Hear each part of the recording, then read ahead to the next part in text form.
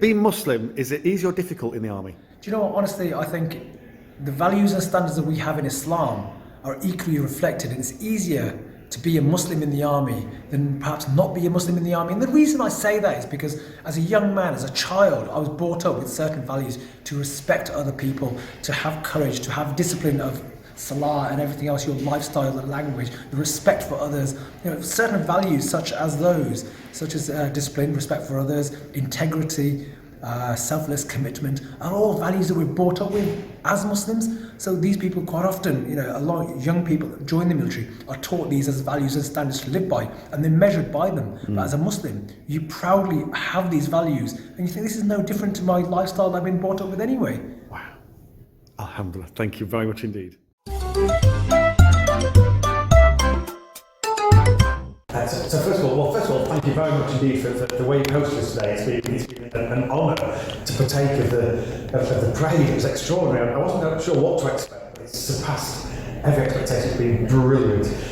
Would you be kind enough to introduce yourself? Sure. So thank you for coming first and foremost to both of you. It's a real pleasure to have you here. And I think it's vitally important that people from our communities and our backgrounds across the United Kingdom come and try to understand what our heritage is. So before that, I should really introduce myself. My name is Warrant Officer Sahid Khan. I am the Sergeant Major of the Army Engagement Group here at the Military Academy in Sandhurst. Wow. So one thing that we've been struck by over and over again is, first of all, we want to get across the fact that British values and Islamic values are completely aligned. The more that we learn about the armed forces and the values that are put forward by the armed forces, they even overlap with Islamic values. It's extraordinary how close they are. And certainly, if people ask me what my stereotypical view of the armed forces were, it's of either aggression or defence. Yeah. And what I've been struck by is actually the passion that everybody seems to share for humanitarian gain and benefit. And if there is any aggression or defence, it's in support of either other people, other nations, or themselves. And it's really rather humbling, if you don't mind saying, to just be surrounded by this much history and people like yourself. In fact, I'm absolutely drawn to your medals, and I hope you don't mind. Could you talk us through? Yeah, sure. I'll explain my medals. So I've been in the army now 23 years, boy and man. When I first joined, I first went on operations in Bosnia, so that's my first operational medal. I came back from there, and then soon after did an operational tour of Northern Ireland. Came back to the mainland and got posted to Northern Ireland for a couple of years. So I spent quite a long time on operations in Northern Ireland itself, which is a complex history and a complex story in itself. Yes. And it was a bit different being Asian and sticking out from the rest of the soldiers as well. Yeah. Quite often people didn't think you'd be in the army, and when they did find out you were Muslim, they'd even ask questions like, are you a Catholic Muslim or a Protestant Muslim? And that was always quite laughable in itself. Yes. Very interesting conversations I had. Yes. As a Muslim, which side of this divide do you? Which side of the fence you are indeed.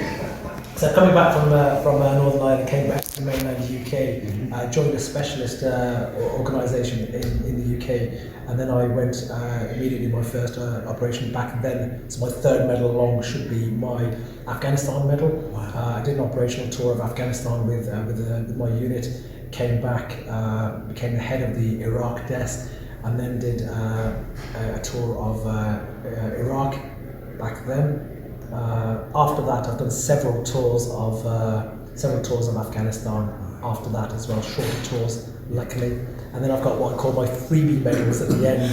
Those ones, such as the Golden Jubilee, the Diamond Jubilee, an accumulated campaign service medal, which means that you spent a certain amount of time on operations for Queen and Country, effectively. Wow. And then finally, you consider that to be a freebie? I consider that as a freebie because it's not directly where I look at it. And then the last medal that's on the end is something called the Long Service and Good Conduct Medal.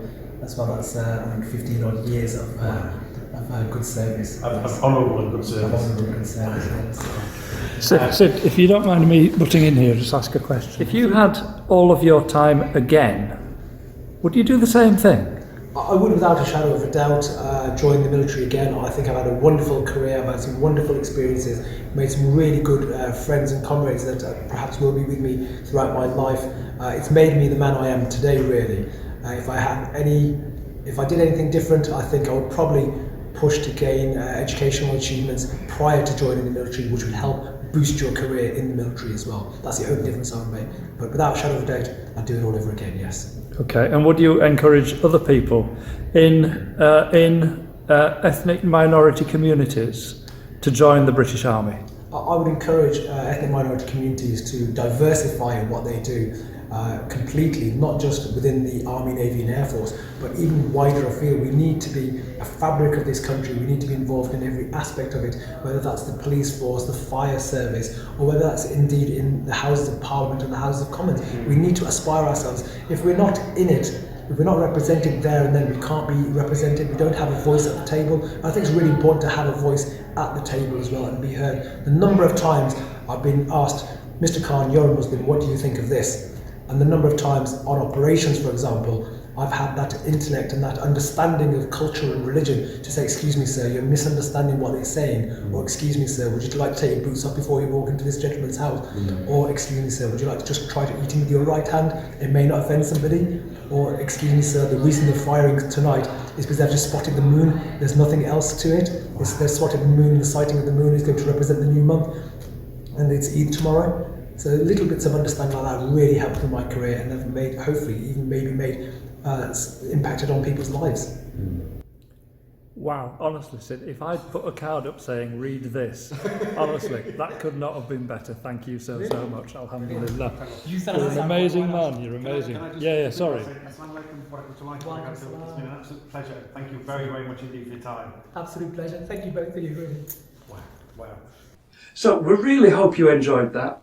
For the 21 video series, everything you ever wanted to know about Islam and the Muslim culture, but couldn't be bothered to ask, click the link in the top right of the screen. Also, please subscribe by clicking the red button below if you haven't already done so. We want to reach as many people as we possibly can. Thank you once again for your support, and we'll see you in the next video. Assalamu alaikum Wa rahmatullahi wa barakatuh. Bismillah.